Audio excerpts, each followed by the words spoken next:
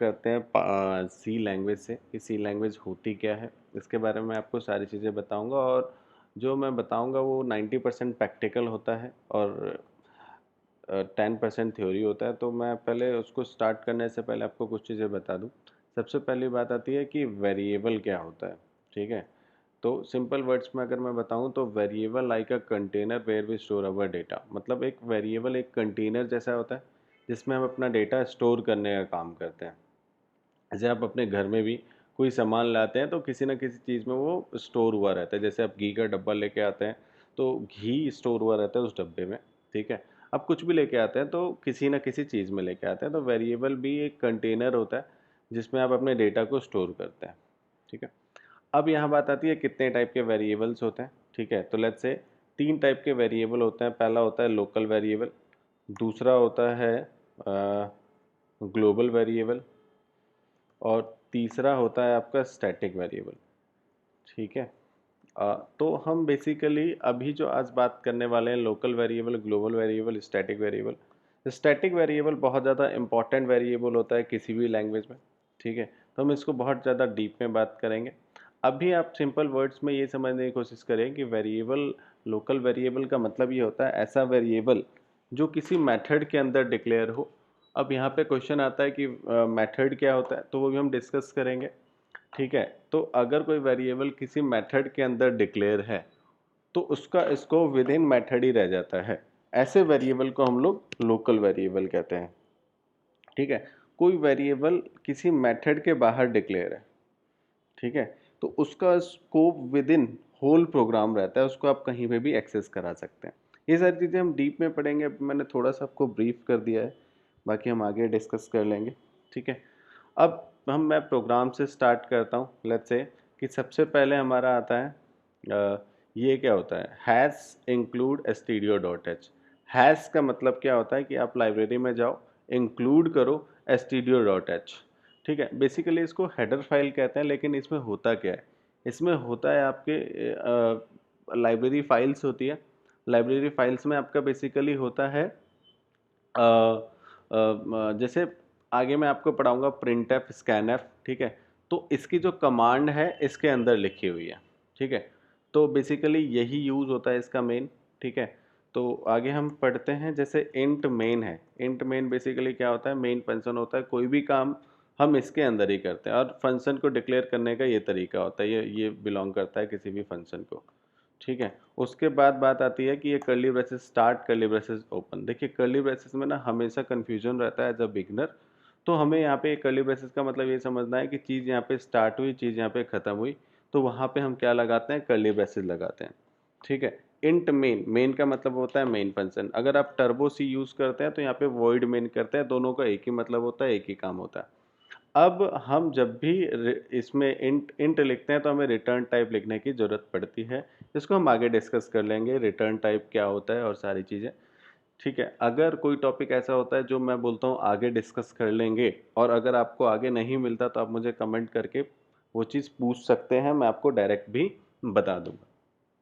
ठीक है, उसके बाद इसमें आता है अगर मुझे कोई चीज़ प्रिंट करनी है तो मैंने इसमें लिखा प्रिंट एफ, और प्रिंट एफ लिखने के बाद मैंने इसको कर दिया प्रिंट। ठीक है, प्रिंट करने के लिए मुझे इस कोट्स का यूज़ करना पड़ता है, इसको हम क्या बोलते हैं, कोट्स।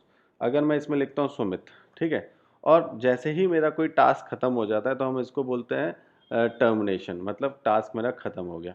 कोट्स में लिखने का ये मतलब है अगर कोई स्ट्रिंग वैल्यू है तो मुझे उसको कोट्स में डिफाइन करना पड़ता है। ठीक है, तो वो बेसिकली क्या कहलाता है, कोट्स।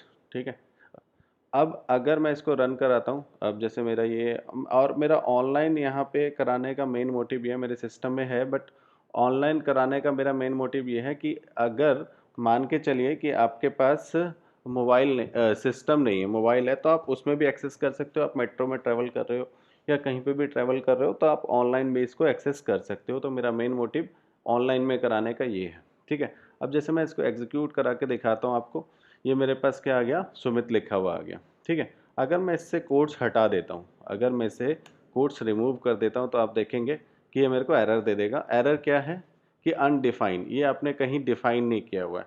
और अगर आप कोट्स में लिखते हैं तो इसे समझ में आता है स्ट्रिंग वैल्यू तो हम प्रिंट कर ही सकते हैं, तो यहाँ पे ये इसे प्रिंट कर देगा। अब यहाँ पे दूसरी चीज़ आती है कि लेट्स सपोज कि मैंने यहाँ पे एक वेरिएबल डिक्लेयर करा int a is equal to 10, ठीक है। अब अगर मैं इसको विदाउट कोट्स भी लिखता हूँ तो ये प्रिंट कर देगा क्योंकि इसके अंदर वेरिएबल है। अब यहाँ पे आपको ये दिख रहा होगा int a is equal to 10, तो इंट मतलब क्या है, इंटीजर टाइप। a का मतलब है a मेरा वेरिएबल है और 10 जो है वो मेरी वैल्यू है। देखिए वैल्यू जो होती है वो राइट टू लेफ्ट आती है, मतलब a में वैल्यू कितनी आ गई 10, ठीक है। अब मैं यहाँ पे अगर इसको प्रिंट कराता हूँ, फिलहाल ये एरर दे देगा क्योंकि हम c की बात कर रहे हैं। तो c को प्रिंट कराने के लिए मुझे c में a को प्रिंट कराने के लिए यहाँ पे कोट्स में मॉड्यूल d लिखना पड़ता है। मॉड्यूल d बिलोंग करता है इस इंटीजर को, ठीक है। और इसके बाद मुझे कॉमा लगाना पड़ेगा। अब जो a की वैल्यू होगी मॉड्यूल d पे प्रिंट हो जाएगी। मैं आपको दिखाना चाहूँ तो ऐसे कुछ होता है, ठीक है। अब कोट्स के अंदर मॉड्यूल d का मतलब है इसके बाद ये चेक करता है कोई वैल्यू है कि नहीं। लेट्स सपोज अगर मैंने इसको प्रिंट कराया तो इसने कोई गार्बेज वैल्यू दे दी। गार्बेज वैल्यू क्या होती है? गार्बेज वैल्यू वो होती है जो कुछ भी इसको लगता है डी का मतलब कुछ भी है वो प्रिंट कर देता है, ठीक है। अब अगर मैंने कॉमा लगा के यहाँ पे ए कर दिया तो व्हाट वी गॉट, वैल्यू आ जाती है ए की, ठीक है। अगर मैंने यहाँ पे लिखा value of a is equal to, ठीक है, अगर मैं इसको एग्जीक्यूट करता हूँ तो कोट्स में जो चीज़ें लिखी है वो तो एज इट इज आ जाएगी इक्वल तक, और मॉड्यूल डी के जगह पे ये वाली वैल्यू आ जाएगी। तो बेसिकली ये चीज़ होती है, ठीक है। अब लेट्स सपोज मैं दूसरा वेरिएबल लेता हूँ इंट, मतलब जैसे मैंने बताया था इंटीजर टाइप का डेटा होगा, ए वेरिएबल का नाम हो गया, वैल्यू लेट्स से 20 होगी, ठीक है। अगर मुझे अब इसे सेम प्रिंट कराना है तो मैंने इसको कॉपी कर दिया। कॉपी कराने के बाद मैंने सेम डेटा लिया और यहाँ पे पेस्ट कर दिया, ठीक है। मैं यहाँ पे लिखता हूँ बी, ठीक है, और यहाँ पे भी लिखता हूँ बी, ठीक है। अब होगा क्या कि जो b की वैल्यू होगी यहाँ पे आ जाएगी और a की वैल्यू, लेकिन यहाँ पे आप देखेंगे सेम लाइन में आएगी और मुझे नेक्स्ट लाइन में चाहिए तो इसके अंदर मुझे स्लैश n लिखना पड़ेगा। स्लैश n यहाँ पे क्या रिप्रेजेंट करता है? स्लैश n का मतलब होता है नेक्स्ट लाइन, ठीक है। जैसे आप एग्जीक्यूट करेंगे आपको नेक्स्ट लाइन में वैल्यू मिल जाएगी।